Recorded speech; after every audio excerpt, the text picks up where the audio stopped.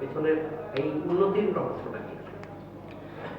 আসলে লাস্ট যতগুলি টুর্নামেন্ট খেলছি চেষ্টা করছি নিজের 100% দিয়ে নিজের বেসিকগুলি মাঠে প্রপার ইউটিলাইজ করার চেষ্টা করছি। তো ওইভাবে স্পেসিফিক বলতে গেলে অনেক লম্বা হয়ে যাবে, লম্বা করতে চাই না। অফ সিজনে কাজ করছি। ভাই অভিনন্দন। যদি একটু আপনার বাবু ভাইয়ের সাথে একটু রিলেট করতে চাচ্ছিলাম, আপনার জাতীয় দলের যদি অধ্যায়টা দেখি, তুলনামূলক আসলে তার চাইতে এখন বেশ অনেক বেশি ম্যাচিউর নিজেকে মনে হয় কিনা? অবশ্যই আপনি 3 বছর 4 বছর আগে যেরকম ছিলেন, এখন তো এতদিন ক্রিকেট খেলার পর তো অবশ্যই নিজের ম্যাচুরিটি লেভেলটা পরিচয় দিতে হবে। তো এতদিন পরে তো অবশ্যই এখন পরিপূর্ণ, আলহামদুলিল্লাহ। দেখা গেল ম্যাচে আপনার সেঞ্চুরিটাই ডিফারেন্স মেক করে দিয়েছে এই ম্যাচে। তো এরকম লং ইনিংস খেলতে আসলে কতটা তৃপ্তি এবং খুলনার জন্য এই মোমেন্টামটা শেষ ম্যাচ জিতে প্লে অফে যাওয়ার কতটা আত্মবিশ্বাসী এখন? দেখেন, এমন সিচুয়েশনে ম্যাচটা জিতানো ছাড়া আর কোনো অপশন নেই আমাদের কাছে, যেহেতু দুইটা ম্যাচ।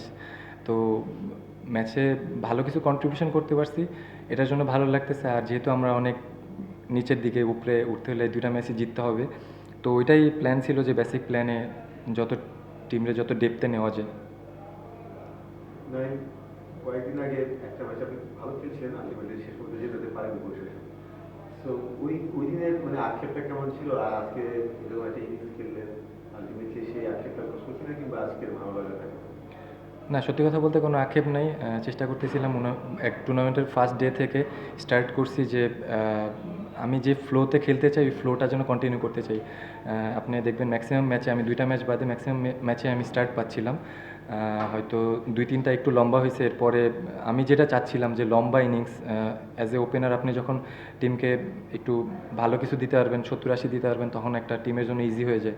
তো ওরকম কোনো খারাপ লাগা কাজ করতেছিল না। আমি যেভাবে স্টার্ট করতে চাচ্ছিলাম ওইটা মাঠে হচ্ছিল, কিন্তু লম্বা করতে পারতেছিলাম না। ওই জিনিসটা নিজের ভিতরে চাচ্ছিলাম যে লম্বা করি, লম্বা করি।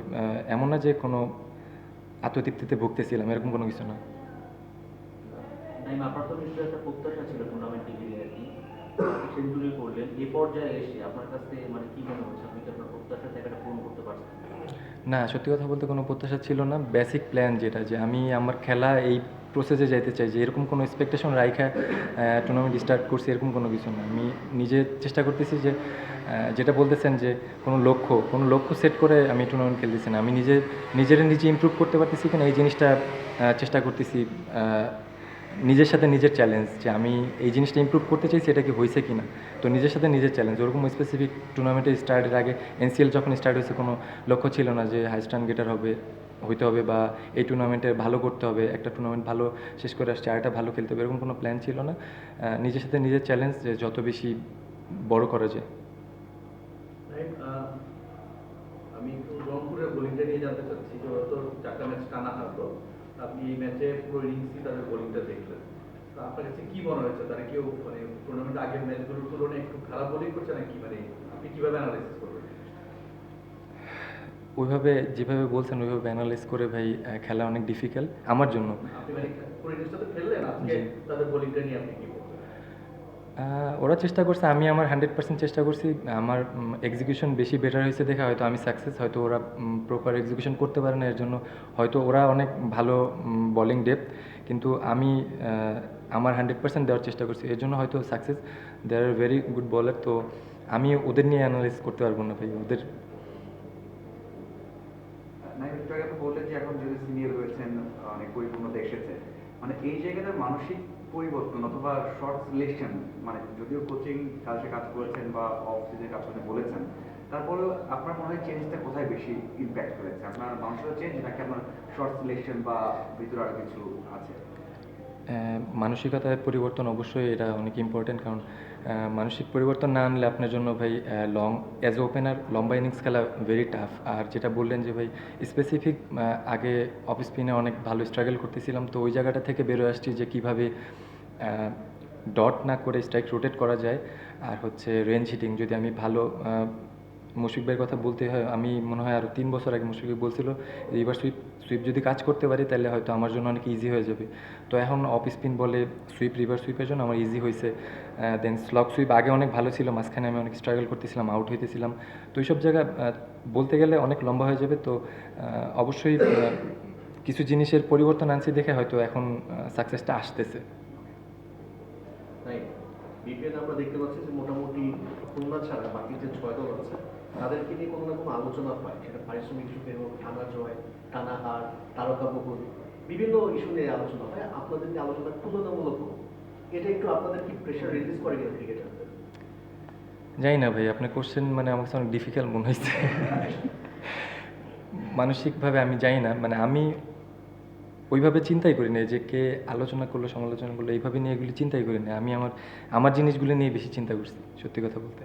না, আপনাদের টিমের কথা, টিমের এনভায়রনমেন্টের কথাটা আসলে জানতে মানসিকভাবে মিরাজ ভাই তো অনেক মেন্টালি স্ট্রং একটা ছেলে, তো সবাইকে বুস্ট আপ করে রাখার চেষ্টা করে, ড্রেসিং রুমটা কাম রাখার চেষ্টা করে। হয়তো আমরা টানা 3-4টা ম্যাচ হারছি, তো ওইভাবে পেশেন্টলেস ছিল না কেউ যে প্যানিক করে গেছে এরকম না। আমরা জানি কিন্তু যে আমরা 2টা ম্যাচ না জিততে পারলে বাদ হয়ে যাব। এর আগে যে বরিশালের সাথে যেহেতু আমরা আগের দিনে হারছি, 180+ স্কোর ছিল, আমার মনে হয় না যে এত রানের উইকেট ছিল। আমরা ভালো ব্যাটিং করছি, বাট ভালো বোলিং করতে পারি না, হেরে গেছি। তো ওই জিনিসগুলি ড্রেসিং রুম অনেক সময় অনেক প্রেশার, অনেকে উল্টাপাল্টা কথা বলে, তো ওরকম কোনো কিছু হয় না, সবাই ভালো এনভায়রনমেন্ট ছিল। ভাই, আজকের ম্যাচে নামার আগে আপনাদের পয়েন্ট টেবিলটা কতটা প্রভাবিত করেছে? মানে বেটার খেলতে হবে, রংপুরকে হারাতে হবে। এইটা ভাই আমরা আরও 2 দিন আগে থেকেই জানি, যেহেতু বরিশালের সাথে হারার পরে জানি যে আমরা হারলে বাদ টুর্নামেন্ট থেকে। তো সবার ভিতরে তো ওইটা ছিল, ডিসিশন মেকিং নিয়ে, ব্যাটিং করবো না বোলিং করব। তো ওভারঅল এই প্রেশারটা থাকে আপনার, এরকম বড় টুর্নামেন্ট খেলতে গেলে এরকম প্রেশার থাকবেই। মানে আপনার এই ট্রান্সফরমেশন প্রসেসে কার হেল্পটা আপনার সবচেয়ে মূল্যবান ছিল, বা কার ইনপুটসগুলো আপনাকে আসলে পজিটিভ চেঞ্জ আনছে আপনার খেলার মধ্যে? কোনো ইন্ডিভিজুয়াল কোচ কিংবা মেন্টাল কোচ, এনিওয়ান? যদি ওইভাবে স্পেসিফিক বলতে যাই, ডোমেস্টিক সব কোচের কথাই বলতে হবে। বাবুল স্যারের সাথে কাজ করছি, সুজন স্যারের সাথে কাজ করছি, আনোয়ার ভাই নামে একজন আছে, ওনার সাথে কাজ করছি।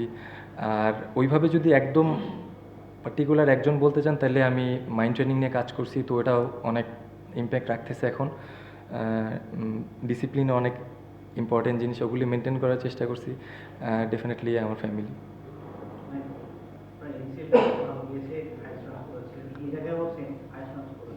তো অ্যাজ আ ক্রিকেটার আপনার বিপিএল এর আগে এই ধরনের একটা টুর্নামেন্ট আপনাদের জন্য কতখানি হেল্পফুল হয়, এবং নিয়ার ফিউচার ইনশাআল্লাহ যদি হয়, মানে আপনারা কতখানি, মানে এবার যেমন খুবটা ক্ল্যাশ করে যাচ্ছে, কতটুকু গ্যাপে আর একটা টুর্নামেন্ট, 2টা টুর্নামেন্ট একসাথে যাচ্ছে?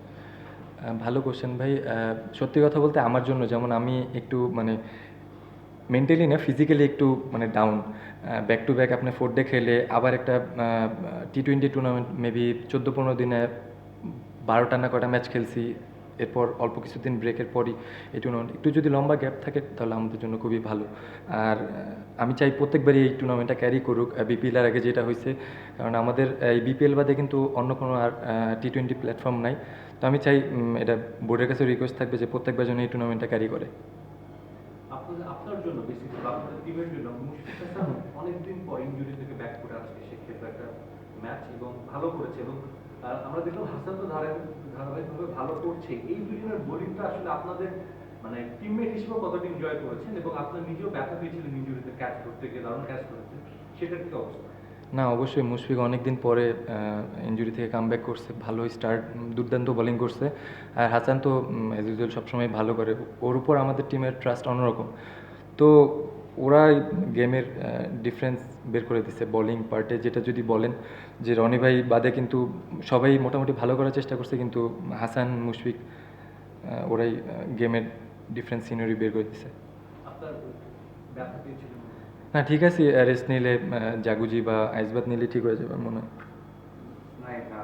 ফার্স্ট 100 আপনার বিশেষ করে কি ওকে, আপনার ফার্স্ট 100 বিপিএল, মানে এটা কত স্পেশাল। আর হচ্ছে এবার রান হচ্ছে অনেক, মানে 8টা সেঞ্চুরি হয়ে গেছে মনে হয়, 7টা বা 8টা করে টুর্নামেন্টে সর্বোচ্চ। মানে উইকেট হোক, এই যে রান হচ্ছে, এটা আপনি কিভাবে দেখেন, এবং আপনার সেঞ্চুরিটা আপনার কাছে কত স্পেশাল ছিল আছে? না, এটা ফার্স্ট না সেকেন্ড আমি এক্স্যাক্টলি বলতে পারতেছি না। এর আগে একটা 100% ওটা কাউন্ট হয়েছে কিনা আমি জানি না। এটা সেকেন্ড আই থিঙ্ক, আমার যতটুকু বিপিএলে। হ্যাঁ, তো অবশ্যই এটা জন্য স্পেশাল। আর একটা কি কোশ্চেন করলেন ভাই? হচ্ছে রান হচ্ছে ভালো, প্রায় 8টা সেঞ্চুরি হয়ে গেছে আসলে, এটা আগে কখনো হয়নি। মানে এইরকম রান হচ্ছে বা মানে কিভাবে দেখেন এই বিষয়টা? অবশ্যই এরকম ভালো উইকেট হইলে সবসময় আমরা ধরেন এর আগে আমাদের দেশি প্লেয়ারদের নিয়ে অনেক কোশ্চেন হতো যে আমরা বাউন্ডারি মারতে পারি না, 4-6 মারতে পারি না। আপনি ভালো ট্র্যাক দেন, অবশ্যই আমরা ভালো খেলবো। এখন দেখেন আপনি এরকম উইকেট দিলে ব্যাটসম্যানরা সবসময় রান করবে। তো বাইরের দেশে আমরা সবসময় দেখি যে ওরা মারতেছে এরকম, আমরা সবাই এরকম মেন্টালি চিন্তা করে, মানে আমাদের দেশি প্লেয়ারে পারে না। আসলে ব্যাপারটা এরকম না, ভালো উইকেট থাকলে আমরা দেশি প্লেয়াররা অনেক রেঞ্জিটিংয়ে খুবই ভালো। ওকে, থ্যাংক ইউ। থ্যাংক ইউ ভাই।